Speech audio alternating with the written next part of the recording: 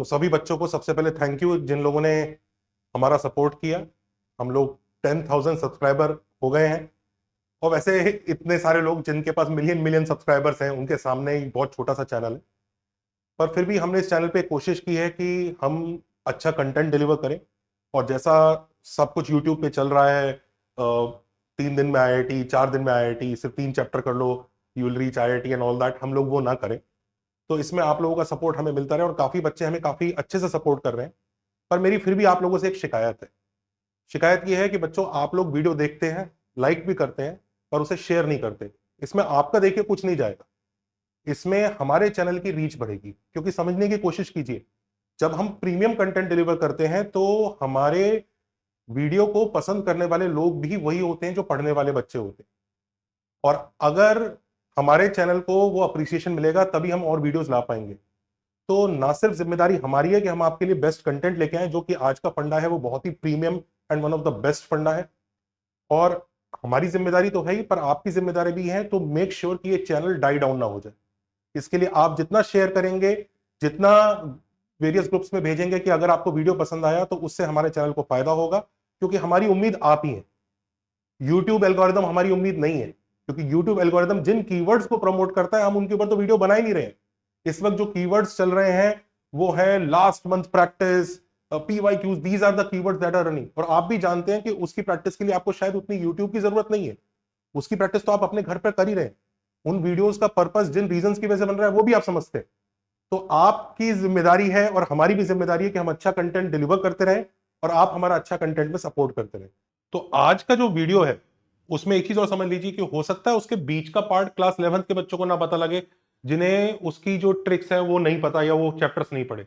पर लास्ट में मैं एक समरी जरूर दूंगा। अगर वो समरी भी उन 11th क्लास के बच्चों ने नोट कर ली जिन्होंने फंक्शंस पढ़ा है, तो वो उसको यूज कर पाएंगे। तो एंड तक देखिएगा, इवन इफ आप क्लास 11th के स्टूडेंट्स हैं तो चलिए हम आज के फंडे की तरफ चलते हैं। One of the best fundas जो मेरे टीचिंग करियर का है, इसको देखिएगा कि ये फंक्शन है जो कि एक लीनियर अपॉन लीनियर फंक्शन है। आप देख सकते हैं काफी अजीब सा फंक्शन है। आमतौर पर लीनियर बाय लीनियर जेई का काफी फेवरेट है, चाहे मेंस हो चाहे एडवांस हो। ये फंडा मेंस के लिए तो ठीक है ही, एडवांस के लिए बहुत इंपॉर्टेंट है। क्योंकि इसके अंदर जो हम टूल्स यूज करने वाले हैं वो सब के सब एडवांस के सिलेबस के अंदर है। और एडवांस ये चेक करने के लिए कि बच्चे का एप्लीकेशन स्ट्रांग है, इस फंडे को दे सकता है। अब इधर देखिए, ये एक फंक्शन है लीनियर बाय लीनियर जो अच्छा नहीं दिख रहा है। मैंने जानबूझ के अच्छा नहीं दिया है फंक्शन, जिससे आपको थोड़ा सा बाकी मेथड्स वगैरह लगाने में थोड़ी दिक्कत भी होगी। और वो पूछ रहा है इसी फंक्शन को 61 टाइम्स लगाया, एफ ऑफ ऐसे करके 61 टाइम्स लगाया, तो √5 पे वैल्यू क्या आएगी। डेफिनेटली हम 61 टाइम्स तो ये काम नहीं करेंगे। आज के फंडे को सीखने के बाद आप, ये होमवर्क वाला क्वेश्चन है जिसको आप अटेम्प्ट करेंगे और उसका आंसर आप कमेंट करेंगे और डेफिनेटली वीडियो को लाइक कमेंट और शेयर जरूर करेंगे। तो चलिए बच्चों, इसको समझते हैं कि एक लीनियर बाय लीनियर के ऊपर जब दोबारा उसी फंक्शन को अप्लाई किया जाता है तो होता क्या है। क्या हमें एक्चुअली वही काम करना पड़ेगा? मान लीजिए कोई फंक्शन है linear bye linear,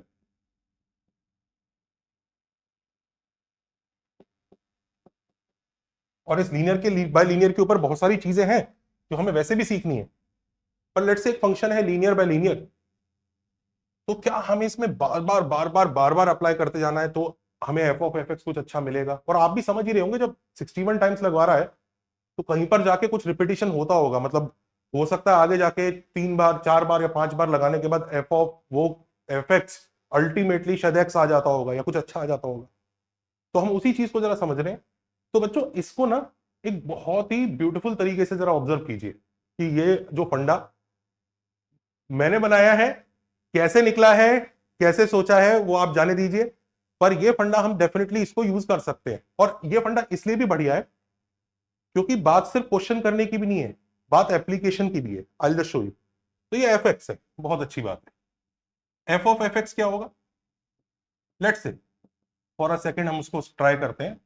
a times ax plus B upon cx plus D plus B upon, ऐसे करने की जरूरत नहीं है, मैं बस आपको उस फंडे का एक्सप्लेनेशन देने के लिए।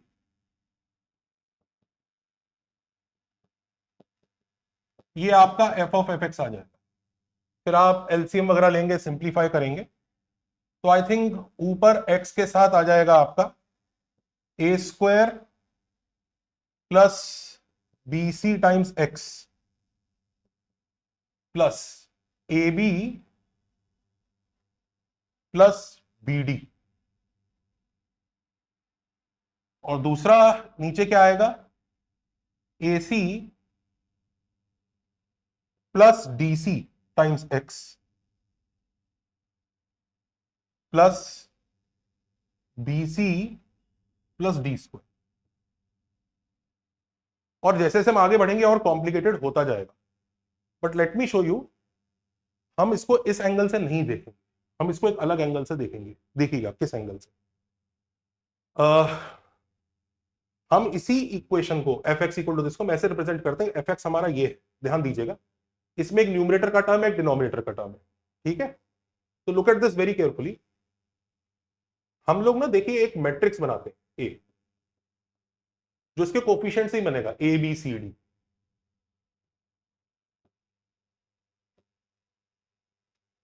और एक कॉलम मैट्रिक्स बनाते हैं। वो कॉलम मैट्रिक्स ऐसा है, अब देखिए यही ब्यूटी है, कई बार बच्चे मैट्रिसेस वगैरह पढ़ लेते हैं पर उन्हें पता नहीं होता हम पढ़ भी क्यों रहे हैं, इसका फायदा क्या है। इन क्वेश्चन से आपको समझ में आएगा कि हम ये सारी चीजें क्यों पढ़ रहे हैं। एक कॉलम मैट्रिक्स बनाते हैं जो कि ये है एक्स और ये वन, ये न्यूमरेटर रिप्रेजेंट कर रहा है, डिनोमिनेटर रिप्रेजेंट कर रहा है। तो एक्स जो है इनिशियली एक्स ही है, एक्स अपॉन वन है, this is your numerator and this is your denominator. तो अगर मैं ए से एक्स को मल्टीप्लाई करता हूं तो देखिए हमारे पास क्या जनरेट होता है, this into this will give you A X plus B, और ये सी एक्स प्लस डी। तो अब ये एक नया कॉलम मैट्रिक्स आ गया जिसमें अब ये न्यूमरेटर है, ये डिनोमिनेटर। इसका मतलब A x is nothing but your f of x.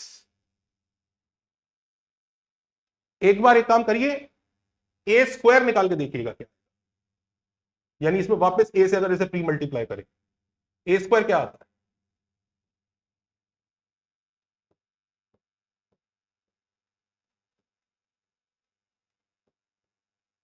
when you will multiply AB into this will give you A square plus BC,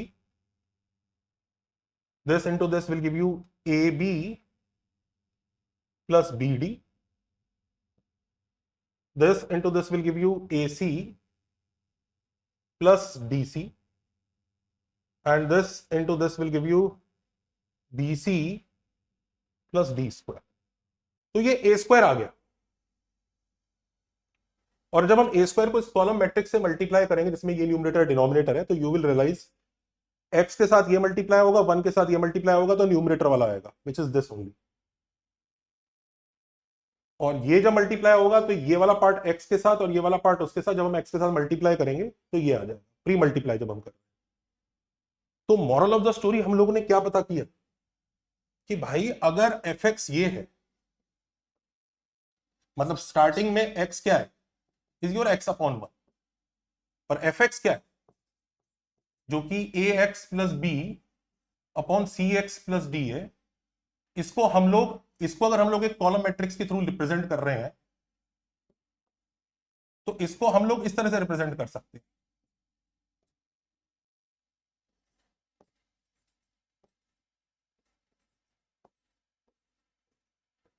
ऐसे, this is your coefficient matrix. एक बार तो फंक्शन का लगना is essentially multiplying this matrix with that column matrix. F of F x क्या होगा, this is your A x, F of F x क्या होगा, it will be your A square x. 3 बार करेंगे तो ए क्यूब एक्स आ जाएगा। तो आप basically इसी मैट्रिक्स की हायर पावर्स की तरफ जा रहे हैं। अब सवाल ये उठता है कि क्या फंक्शन ऐसे लगाते जाएंगे लगाते जाएंगे लगाते जाएंगे तो कभी ये जितने सारे फंक्शन लगाने के बाद वापस एक्स वाला मैट्रिक्स रिपीट होगा क्या। तो एसेंशियली आप ये ढूंढना चाह रहे हैं कि लेट्स से कि हमने इसको k टाइम्स अप्लाई कर दिया, we applied it k times, तो यहां पर भी पावर k आएगी। तो एफ एफ ऐसे चलते चलते एफ ऑफ एक्स कितनी times, k times, will be nothing but a rest पर k और वही आपका मैट्रिक्स एक्स वहां पे आगे मल्टीप्लाई हो जाएगा। Now what do you want कि भाई अल्टीमेटली ये एक्स ही आ जाए, तब हम बोलेंगे एफ एफ बार बार करते करते वापस वही फंक्शन रिपीट होता है। दो बार, अगर के टू है तो दो बार लगाने के बाद रिपीट हो जाएगा, के तीन है तो तीन बार लगाने के बाद रिपीट हो जाएगा, वापस एक्स आ जाएगा। और फिर हम समझ सकते हैं कि हाँ चल इतनी बार वापस एक्स आ रहा है तो ऐसे साइकिल चल जाएगा। तो हम ए रेस्ट पर के को क्या बनाना चाह रहे हैं कि अगर यहाँ पे एक्स आ जाए, मतलब अल्टीमेटली हमारा आंसर वही आए। तो यस, थॉट अच्छा आता है कि ए रेस्ट पर के शुड बी आई, कि ए रेस्ट पर के अगर आई बन जाए तो हमारा काम चल जाएगा। Actually let me tell you, खाली आई की भी जरूरत नहीं है, आई से भी और इजी केसेस हो सकते हैं। ए रेस्ट पर के अगर एक रियल मल्टीपल ऑफ आई भी बन जाए, लेट्स से 2i, तो भी काम कर जाए, या 3i भी होगा तो भी काम कर जाएगा। क्यों कर जाएगा मैं बताता हूं। मान लीजिए ए रेस्ट पर के बन जाता है आपका 3i, और 3i जब x से मल्टीप्लाई होगा तो आपको आंसर आएगा ये,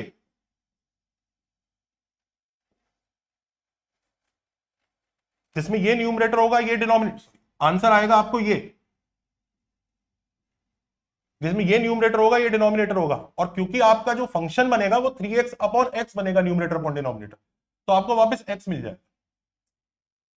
तो आप ये ढूंढना चाह रहे हैं कि a की पावर k करते करते i का मल्टीपल कब मिलता है, that is what you want to find. Negative multiple हो, पॉजिटिव मल्टीपल हो, एक रियल नंबर मल्टीपल चाहिए, this is what you want to find. और अगर ये हम ढूंढ लेते हैं तो हमारा काम चल जाता है। तो अब देखिए, जैसे हम उस ओरिजिनल क्वेश्चन की तरफ जाते हैं, इसका वो कोफिशिएंट वाला मैट्रिक्स अगर हम उठाते हैं, √5 + 1 -1, 10 - 2 √5 और √5 + 1, हम जानना चाह रहे हैं कि इसकी कौन सी पावर करेंगे तो आई का एक लीनियर मल्टीपल आ जाएगा। ध्यान दीजिए, आई का लीनियर मल्टीपल चाहिए, आई आ जाए तो बहुत ही अच्छी बात है, पर आई का 2i भी अगर आ गया तो कोई दिक्कत नहीं है। 2i भी जब x से मल्टीप्लाई होगा तो 2x/2 दे देगा, विच will B x only. -2x भी आ जाए, -2i भी आ जाएगा तो भी कोई दिक्कत नहीं है। तो हम इसको ये देखना चाह रहे हैं। अब डेफिनेटली आप a की हायर पावर्स में जा रहे हैं, तो यहां पर आप केली हैमिल्टन का इस्तेमाल कर सकते हैं, and that is why this becomes important कि अभी तक हमने क्वेश्चन को मैट्रिसेस में कन्वर्ट करके अब हम इसमें केली हैमिल्टन लगा रहे हैं, जो जेई के लिए बड़ा इंपॉर्टेंट है ही वैसे ही। तो केली हैमिल्टन अगर हम इसमें लगाएंगे तो हम एक ही हायर वो इक्वेशन ढूंढ रहे हैं, आइगन इक्वेशन जिसको ये सेटिस्फाई करता है। वो कैसे आती है, a - λi का determinant equal to 0, which will be what, √5 + 1 - lambda into this का होल स्क्वायर माइनस, तो ये 10 - 2 √5 है। ये इसकी आइगन इक्वेशन आ रही है। इसको सिंप्लीफाई कर सकते हैं, तो लैम्डा माइनस √5 + 1 का whole square is equal to negative of 10 - 2 √5। अब जिसने भी थोड़ी बहुत भी ट्रिगो पढ़ी है वो इन नंबर्स को पहचान पा रहा होगा, बहुत अच्छे से पहचान पा रहा होगा। ये √5 + 1 ना कुछ कुछ 4 टाइम्स cos 36 डिग्री है, ये माइनस, और ये 10 - 2 √5 कहां आता है। 10 - 2 √5 जो बच्चे याद दिला दूं मैं, sin 36 डिग्री क्या होता है, √10 - 2 √5 अपॉन 4 होता है। So this is nothing but -4 times sign, 4 नहीं 4 square 16 times sine square 36 degree. तो लैम्डा की वैल्यूज क्या आ रही हैं, जो आइगन वैल्यूज हैं, तो लैम्डा आ जाएगा lambda -4 cos 36 degree is +-4 iota times sign 36 degree. तो लैम्डा आया हमारा 4 टाइम्स सिस 36 डिग्री और 4 टाइम्स सिस ऑफ -36 डिग्री। ये उसकी आइगन वैल्यूज है। तो लैम्डा की पावर क्या करेंगे, अब ध्यान से समझिए, हम क्या ढूंढना चाह रहे हैं कि a रेस्ट पर k becomes some alpha times of i, where alpha is a real number. और इसी को अगर हम आइगन इक्वेशन के हिसाब से देखते हैं, तो हम ये ढूंढना चाह रहे हैं लैम्डा रेस्ट पर के कब अल्फा बनेगा एक रियल नंबर, और ये इसको सेटिस्फाई करेंगे, दे विल सेटिस्फाई दिस। तो आप ये जानना चाह रहे हैं 4 से 36 डिग्री और 4 से -36 डिग्री की कौन सी पावर करूं कि एक रियल नंबर आ जाए। रियल नंबर, वन आने की जरूरत नहीं है, रियल नंबर। तो आप वेरी इजीली ऑब्जर्व कर सकते हैं 36 डिग्री को 5 से मल्टीप्लाई करते हैं तो 180 आता है। तो ये पक्का लैम्डा रेस्ट पर 5 is going to give you 4 raised power 5 cis 180 degree, which is minus. So lambda raised power 5 is nothing but minus of 4 raised power 5. So a raised power 5 is nothing but minus of 4 raised power 5 I. यानी कि जो आपका function था उसे अगर आप 5 बार repeat करेंगे तो वापस x ही आ जाएगा।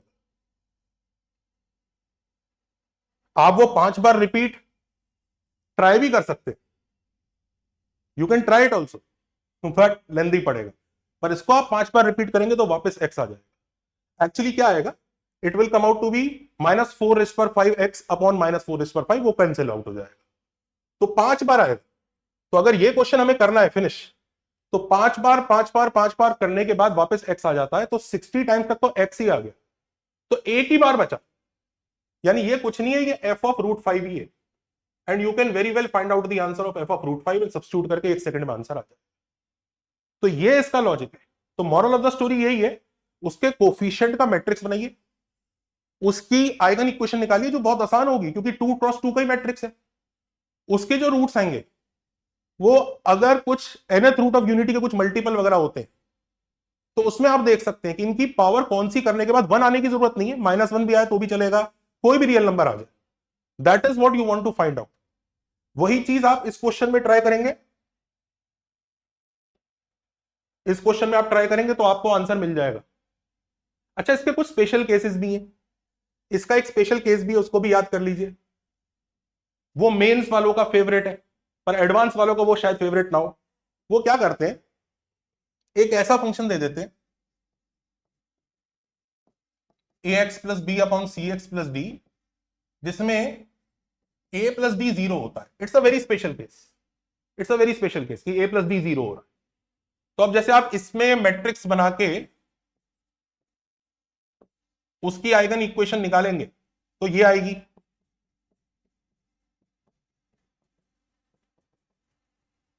which will be this,